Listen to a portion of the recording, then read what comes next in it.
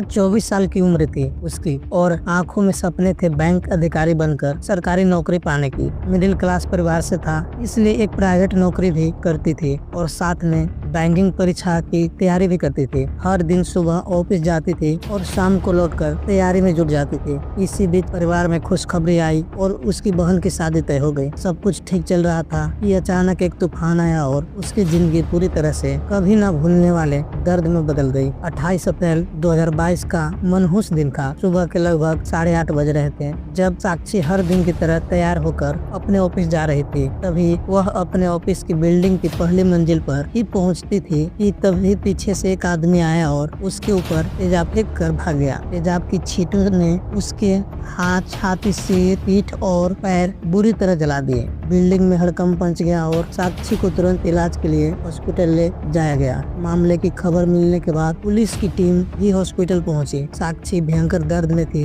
लेकिन इसके बावजूद जब उससे पूछा गया कि ये सब किसने किया तो उसके मुंह से एक नाम निकला, नागेश बाबू। परिवार के लोगों से पूछताछ हुई तो पता चला कि नागेश नाम का ये आदमी साक्षी के चाचा के घर में किराए पर रहता है। दरअसल साक्षी बेंगलुरु में अपने चाचा के घर पर रहकर ही परीक्षा की तैयारी कर रही थी। इसी घर में किराए पर रहने वाला 27 साल का नागेश बाबू कपड़ों की एक फैक्ट्री चलाता था और वह साक्षी से एक तरफा प्यार करता था। नागेश ने साक्षी को कई बार प्रपोज किया, लेकिन उसने हर बार मना कर दिया। हालांकि साक्षी ने इस बारे में कभी अपने परिवार को कुछ नहीं बताया। 27 अप्रैल को नागेश ने साक्षी का पीछा किया और उससे जबरन शादी करने की कोशिश की। इस बार वह भड़क गई और उसने सारी बात अपने चाचा चाची को बताई। साक्षी के चाचा ने नागेश को खरी खोटी सुनाते हुए उससे तुरंत अपने घर खाली कराने को कहा और उसके बड़े भाई को भी उसकी करतूत के बारे में बता दिया। अगले दिन नागेश ने सुबह ऑफिस जा रही साक्षी के ऊपर एसिड अटैक कर दिया और भाग गया।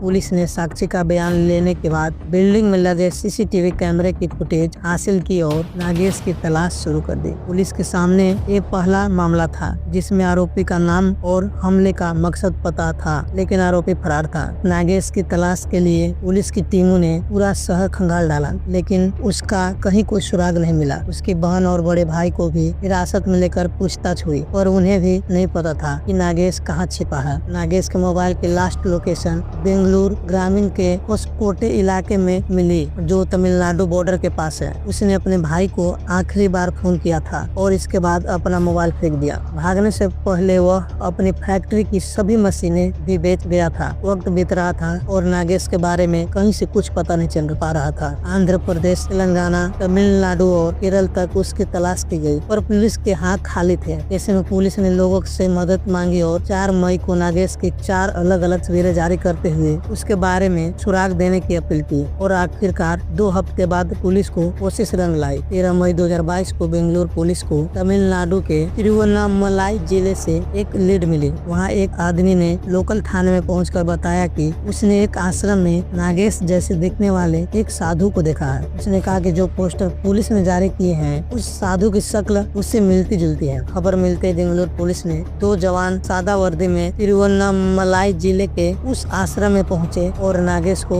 तलाशना शुरू किए। करीब 1 घंटे की कोशिश के बाद इन दोनों पुलिस वालों को वो साधु मिल गया जिसके बारे में उन्हें खबर दी गई थी। ठीक से देखा तो पुलिस को भरोसा हो गया कि यही नागेश है। वह साधु के वेश में था और आश्रम के अधिकारियों के साथ काम कर रहा था। पुलिस ने मौका देखते ही उसे दबोच लिया और बेंगलुरु के लिए निकल गए। रास्ते में किंगरी इलाके के पास नागेश ने एक बार फिर भागने की कोशिश की, लेकिन इस बार पुलिस ने उसके पैर में गोली मारकर उसे पकड़ लिया। 4 मई 2022 को बेंगलुरु पुलिस ने प्रेस कॉन्फ्रेंस कर ऐलान किया कि एसिड अटैक करने वाले नागेश बाबू को गिरफ्तार कर लिया गया है। पुलिस ने बताया कि हमले के बाद वह तमिलनाडु भाग गया था और एक आश्रम में छिप कर रह रहा था। अगस्त 2022 में पुलिस ने नागेश के खिलाफ 770 पन्नों की चार्जशीट दाखिल की थी। तो दोस्तों, यह कहानी कैसी लगी कमेंट कर जरूर बताना।